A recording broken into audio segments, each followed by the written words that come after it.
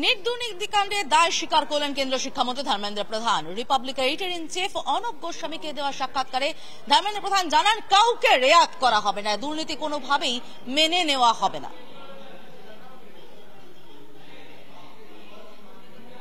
पहला सवाल मेरा यह है कि हमने एक पोल चलाई थी धर्मेंद्र प्रधान जी की, should the NEET exam be held again, यानी कि नीट एग्जाम क्या फिर से होनी चाहिए।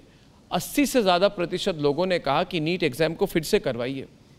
तो क्या सरकार इस ऑप्शन के लिए ओपन माइंडेड है? अर्णब जी, मैं आपकी चैनल के माध्यम से देश के विद्यार्थियों को आश्वस्त करना चाहूँगा, सरकार विद्यार्थियों के हितों को सर्वोपरि देखती है। उनके लिए एक पारदर्शी व्यवस्था हमारी प्रतिबद्धता उसी के साथ है। जो न्यायोचित होगा, जो जस्ट होगा, ये सारा विषय सुप्रीम कोर्ट की निगरानी में भी है। कुछ विषय विसंगति की ध्यान में भी आई है, कुछ विषय कोर्ट की माध्यम से समाधान हुई है। एक जगह की विषय अभी भी कुछ अनुसंधान, कुछ इंक्वायरी की दायरे में है। कुछ भी चीज़ हम ऐसे नहीं करेंगे जो देश के विद्यार्थियों के हितों को नुकसान करेगा। मगर are you open to having NEET exam again? क्या आप खुले दिमाग से इस ऑप्शन को देख सकते हैं और कंसिडर कर सकते हैं धर्मेंद्र प्रधान जी? मैं विनम्रता के साथ कहूँगा अर्णब जी, हम विद्यार्थियों के हितों को सर्वोपरि रखेंगे। मंत्री जी, अगर 8 तारीख तक सरकार रुके तब तक काउंसलिंग हो जाएगी, कॉलेजेस अलॉट हो जाएंगे, और जितने छात्र हैं जो कह रहे हैं कि हमें इस बार जस्टिस नहीं मिली है ना, उनका क्या होगा? देखिए अर्णब जी, चीज़ों को धैर्य के साथ सामना करना पड़ेगा। सरकार सभी के लिए है, पक्ष हो विपक्ष हो, सभी को सुनना। अभी प्रजातंत्र में सुनना ही सबसे बड़ा बात होती है। और आजकल विद्यार्थियों के मन की स्थिति को मैं एक पेरेंट्स के नाते भी समझता हूँ। मैं आज शिक्षा विभाग की दायित्व में हूँ, मेरा दायित्व है सभी पक्षों को सुनना, न्यायोचित जो उचित होगा, जो न्यायसंगत होगा, जो जस्ट होगा, उसी को करना। मैं जैसे आपको एक, और उसके ऊपर कोर्ट का भी एक नज़र है, आपका भी नज़र है। नहीं, कोर्ट की नज़र से ज़्यादा मुझे सरकार की नज़र पर मैं सवाल पूछना चाहता हूँ, क्योंकि चुना तो सरकार ने है, सरकार को है, लोगों ने कोर्ट को नहीं चुना है। कोर्ट की अपनी मर्यादा है, मगर सरकार की भी अपनी जिम्मेदारी है।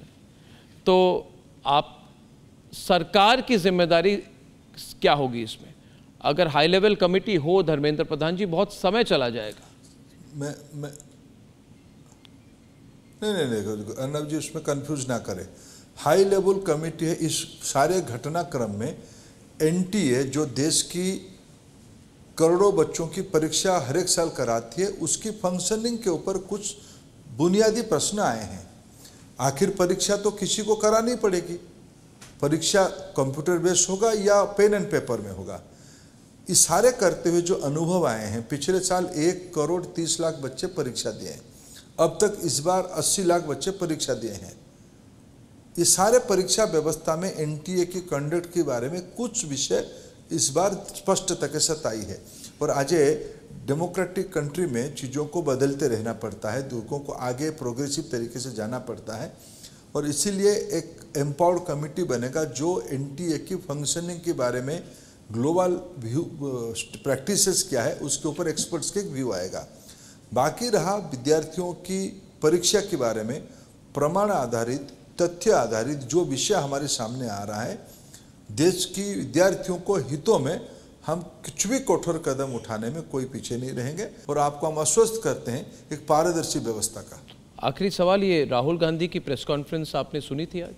जिस तरह से सुना था, उन्होंने कहा कि प्रधानमंत्री, प्राइम मिनिस्टर साइकोलॉजिकली डाउन है, प्रधानमंत्री को कहा साइकोलॉजिकली डाउन है, बहुत पर्सनल बातें कही जिसको मैं रिपीट नहीं करना चाहता। और उन्होंने कहा कि प्रधानमंत्री नीट जैसे विषयों पर उनका समय नहीं है, वो साइकोलॉजिकली उस पोजीशन में नहीं है कि वो नीट जैसी समस्याओं पर ध्यान दें। देखिए राहुल जी, मेरा भी एक स्वभाव है, किसी की संस्कार और किसी के मन की कुंठा के बारे में हम क्या कह पाएंगे।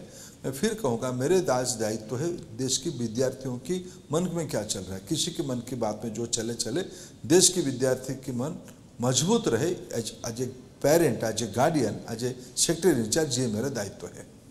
जी, Dharmendra Pradhan ji, thank you very much, बहुत बहुत धन्यवाद, थैंक यू।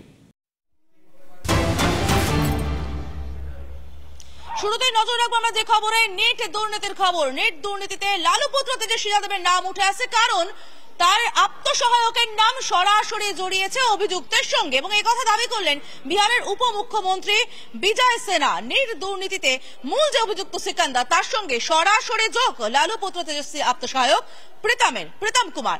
এই সিকান্দারের জন্য গেস্ট হাউস বুক করে প্রীতম, এবং খুব স্বাভাবিকভাবেই আত্মসহায়ক এত কাণ্ড করছে জানতেন না তেজস্বী যাদব? তাই প্রশ্ন উঠছে তেজস্বী যাদবের ভূমিকা নিয়েও।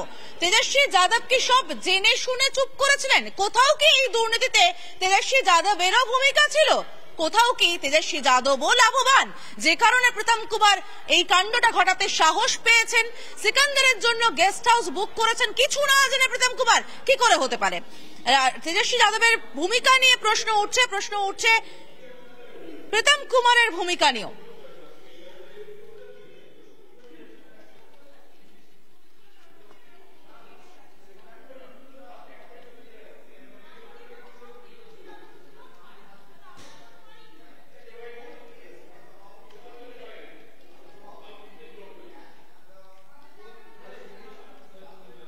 एक मई को तेजस्वी यादव के आप सचिव प्रीतम कुमार के मोबाइल नंबर 7488061813 से रात्रि 9:07 में पथ निर्माण विभाग में कार्यरत प्रदीप कुमार के मोबाइल नंबर 9430469924 पर NHI गेस्ट हाउस में सिकंदर कुमार यादवेंदु के लिए कमरे की बुकिंग कराने के लिए फोन आया था। मांग करेंगे कि जो ऐसे लोग हैं इसकी पूरी तहकीकात हो।